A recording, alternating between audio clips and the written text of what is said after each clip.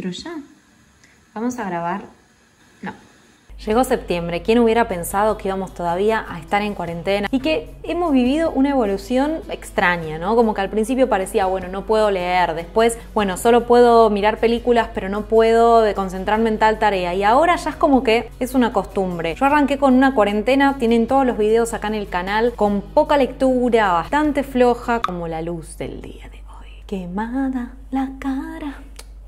Y a medida que fue pasando la cuarentena, llegué a septiembre, que es el mes del año en el que más libros leí. Y como siempre les digo, a mí la cantidad de libros no me interesa, sinceramente. Yo voy más por la calidad, por lo que leo, por cuáles son las cosas a las que llegué, cómo llegué a esas cosas. Pero la verdad es que a mí misma me sorprende, porque durante el mes de septiembre, además, estuve siendo comité de lectura de un concurso. Tuve que leer más de 300 cuentos. No sé cómo me organicé. No tengo ni idea, pero la cosa es que salió y estos son los libros que leí en el mes de septiembre. El primero de los libros que leí fue Maestros de la Escritura de Liliana Villanueva. Ya les hice la reseña en el canal, así que les dejo la tarjeta por si quieren ir a buscar ese video. Que es un libro donde Liliana Villanueva investiga y profundiza, y en los casos que puede, entrevista a estos 8 talleristas que se dedicaron o se dedican gran parte de su vida a enseñarle a otros, a acompañar a otros en su proceso de escritura. Los talleres empezaron en el Río de la Plata, especialmente en la época donde la dictadura empezó a prohibir los encuentros en barcitos o encuentros en lugares públicos que ellos tenían antes como escritores y compartían lo que escribían, y de pronto empezaron a pasar a hacer encuentros en ámbitos privados. Se transformaron en pequeñas escuelitas y el maestro con sus discípulos encaminaron lo que serían los distintos talleres. Y acá nos vamos a encontrar con cantidad de consejos, experiencias, no solamente mediante la voz del maestro, sino en todos los casos mediante la voz de los estudiantes. Es un libro precioso, lo marqué por todos lados porque todo me parecía alucinante, de verdad, las frases, los conceptos, las formas en las que cada maestro invita a pensar la propia escritura, y se los recomiendo no solo a los que tienen ganas de escribir, sino a todos, porque funcionan las entrevistas y los capítulos como pequeñas biografías, y siempre que llegue el momento de leer la historia y la vida de una persona y cómo piensa, etcétera, nos vamos a encontrar con porciones de seres humanos que son muy interesantes para abordar. Intersona me mandó 3 marcianos, el último libro de Sergio Vicio, que se trata de una antología. Son 3 cuentos donde las situaciones extratierra, no, contextualizadas, no, que por algún motivo, por algún personaje o por algún contexto transcurren con el foco puesto en lo que pasa en el espacio o fuera de la Tierra. Más allá de que las 3 historias ocurren en la Tierra, siempre la mirada está puesta fuera del planeta, con algo que vino de afuera, con una persona que estuvo viviendo en el espacio y vuelve. A mí me divirtieron mucho, los planteos me parecieron muy interesantes, más allá de que el libro es cortito y se lee rápido, y eso por ahí está bueno también cuando estamos trabados con alguna lectura. El tema es que, si bien los planteos me parecían interesantes, después siento que el desarrollo de la historia y los finales no fueron lo que yo esperaba de un libro con estas características o de un autor que me gusta mucho. No obstante, creo que vale la pena leerlos porque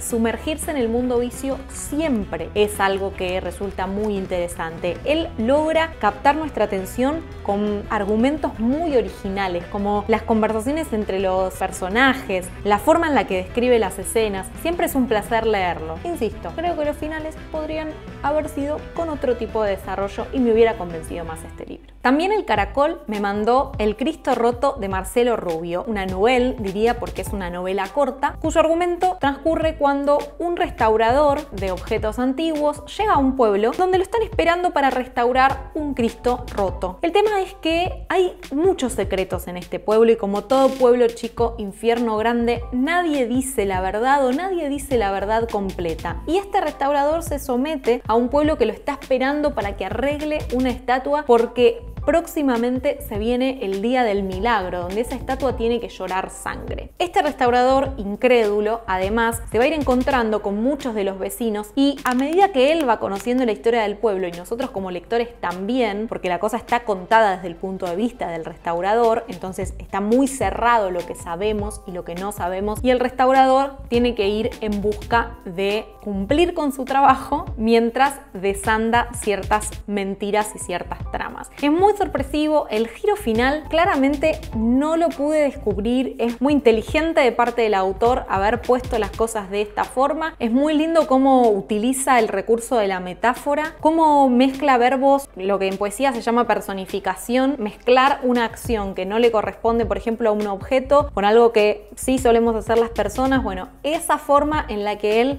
escribe hace que sea un placer abordarlo. No es que se transformó en mi libro favorito, pero al ser algo breve y al ser tan entretenido y que queremos todo el tiempo descular el secreto, se transforma en una gran lectura para, por ejemplo, destrabar un bloqueo lector, o para si tenés un ratito o un día, lo lees al toque, porque de verdad es atrapante y vas a querer saber cómo termina. Espero que te esté gustando este video donde te cuento mis lecturas de septiembre. Si es así, te invito a darle like al video y además puedes suscribirte al canal si es que sos nuevo, porque de esa forma va a ir creciendo la comunidad y por otro lado le dice a YouTube en secreto: me parece que tiene que venir más gente a este video, y se lo va a recomendar a más personas. La gente de Blatty Ríos me envió Lugones de César Aira. César Aira lo escribió en 1990, pero es inédito, lo encontró en un cajón, digamos, hace poco tiempo. César Aira para muchos debería ganar el Premio Nobel de Literatura. Es un autor muy prolífico, escribe muchísimo, tiene muchísimos libros, y cada vez que llegaba a uno de sus libros me pasaba que al principio me recontra entretenía y me hacía entrar en la historia de lleno, y después iba perdiendo el interés a lo largo del libro. Así que dije, bueno, esta vez quiero dedicarle tiempo, energía y esfuerzo real a un libro de César Aira para ir descubriendo por qué se le da tanto valor a un autor, y además porque es un autor con el que comparto nacionalidad y lugar de pertenencia. Leopoldo Lugones, el escritor, fue a una isla del Tigre para suicidarse con whisky y cianuro. Esto pasó en la vida real. Acá es como si estuviéramos contando una historia no oficial. El protagonista llega a una isla del Tigre a donde va a pasar un fin de semana, suponemos. Sin embargo, hay un hecho absolutamente inesperado que ocurre en el bote a donde están yendo todas las personas que se van a bajar en esa isla, que une a los personajes de una forma muy transversal. Es como que quedan pegados de formas que ellos no deseaban, pero no pueden escapar. El tema es que a partir de ese hecho se empiezan a desarrollar las personalidades de cada uno de los personajes y se van desarrollando las historias paralelas. El narrador, que es un narrador muy original del cual no voy a decir nada porque fue una sorpresa también para mí, hace que el libro tome otro cariz. Es un libro al que hay que tenerle mucha paciencia porque en general lo que escribe César Aira está bastante cargado de ironía, busca entre la complicidad del lector provocándole la risa, como al mismo tiempo también enrevesarlo de una forma para que tengamos que hacer un esfuerzo para leerlo. César Aira lo escribió como si fuera un solo párrafo. No hay cortes, no hay puntos y apartes, no hay respiración.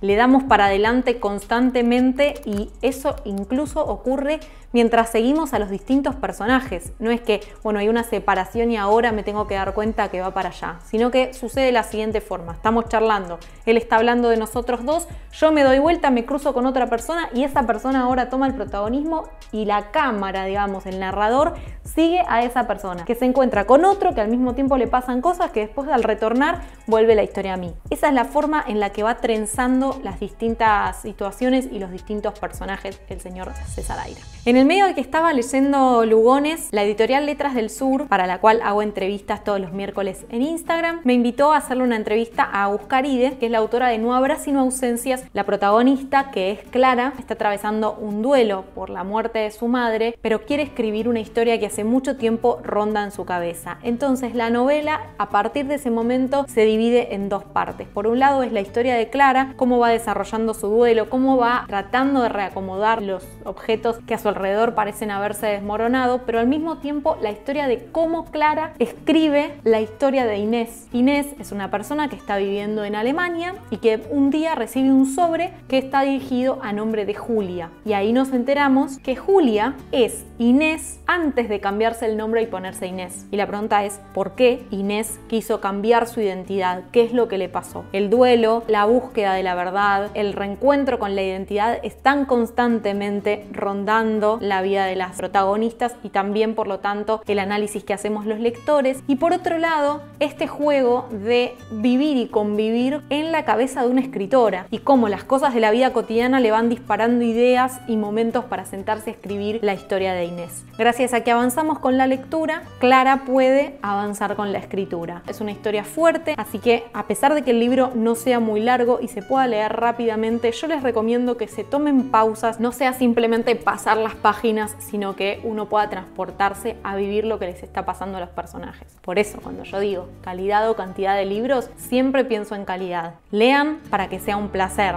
no como materia de acumulación. Y al fin llegué a Selva Almada. Es una autora argentina contemporánea que es muy conocida por todos ustedes por su libro Ladrilleros. Yo la verdad es que no había leído ese libro, lo quise conseguir y estaba agotado. En No es un río es como que Selva Almada termina lo que ella llama su trilogía de varones. No es que sus dos libros anteriores confluyen y esta es el cierre de la trilogía, sino que son 3 libros que ella escribió que forman parte de distintos universos con distintos personajes, pero que los 3 son protagonizados por hombres. Entonces ella explora las emociones, los sentimientos y el lugar que ocupan en la sociedad estos hombres con muchas inseguridades, pero al mismo tiempo con una obligación de mostrar constantemente sus fortalezas. Arranca el libro con una escena muy abrumadora, que son 3 hombres que están pescando un animal que se resiste en el río Paraná. Esta situación ayuda a Selva Almada a ponernos en contexto, a hablarnos de Enero, del Negro y de Tilo, que son los personajes que están adentro de este bote. A partir de esa escena empiezan a pasar cosas que son tan relevantes a la historia que no las voy a contar para que ustedes se sorprendan solos, pero la idea es ir desarrollando la novela a medida que vamos posando la mirada en los distintos personajes, sin necesidad de profundizar tanto en eso, ¿no? Sino solamente viendo cómo se comportan y qué es lo que hacen con eso que les va pasando. En este libro el ambiente también es un protagonista. El tema es que es un protagonista solapado. Y gracias a la poesía que Selva Almada va incluyendo en sus descripciones y en la forma en la que lo narra, que es una forma única, realmente el talento de Selva puesto al servicio de las descripciones es increíble, hace que el ambiente tome este protagonismo que ella quiso imprimirle. Es poético, está escrito también de un solo tirón y según leí es porque ella quiso dar la idea de la continuidad de un río, aunque con un nudo en la garganta leí No es un río con dicha. Es realmente una obra de arte y se los recomiendo un montón. Este video, este canal, este trabajo se hace gracias a los patrocinadores de Por qué Leer. Te puedes transformar en un patrocinador tanto escaneando el código QR como también entrando a Patreon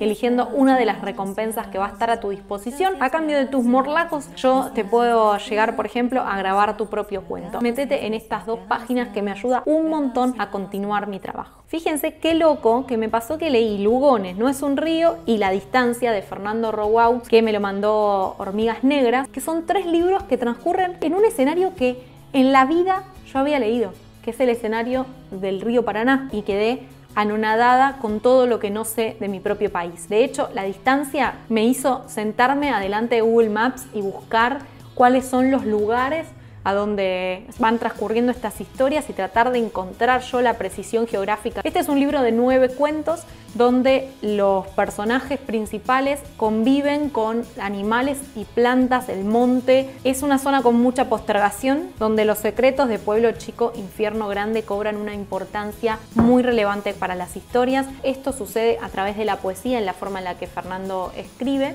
y creo que hace que no podamos desprendernos del libro en ningún momento. Yo fui leyendo un cuento cada noche y es realmente increíble. El autor tiene un estilo de arrancar cada cuento como mostrándonos las piezas, pero completamente desordenadas, desorganizadas, dadas vuelta, y sabemos, si tenemos paciencia, que a medida que avanzamos con las páginas esa historia se va a ir ordenando, pero requiere mucho de nosotros, requiere de nuestra atención. No vamos a poder dejar el libro. Yo sabía que si arrancaba un cuento lo tenía que terminar en ese mismo momento, no es que iba a poder cortarlo por la mitad e irme a dormir, por ejemplo. No, al contrario, era como empiezo y termino. ¿Puedo leer todas estas páginas? Sí, y le daba para adelante. Estos cuentos están escritos para consumir con los 5 sentidos, porque gracias a la forma en la que escribe el autor podemos oler, podemos degustar, podemos tocar, podemos ver y podemos escuchar todo ese sonido ambiente de una zona selvática de monte, donde el despojo y el olvido están conectados a través de las personas. En lo particular, el primer cuento y el último no son mis favoritos, pero los 7 cuentos que están en el medio me deslumbraron realmente. Les voy a dejar acá en la descripción del video un cuento que grabé para los audiolibros de Por qué leer, para que vayan entendiendo de qué forma Fernando toma el tono de la zona. Como todos los meses cuando les cuento mis lecturas, me gustaría que me dejen en los comentarios qué estuvieron leyendo ustedes para continuar la conversación. Les mando un abrazo muy fuerte, hasta el próximo video y hasta la próxima lectura. Chao.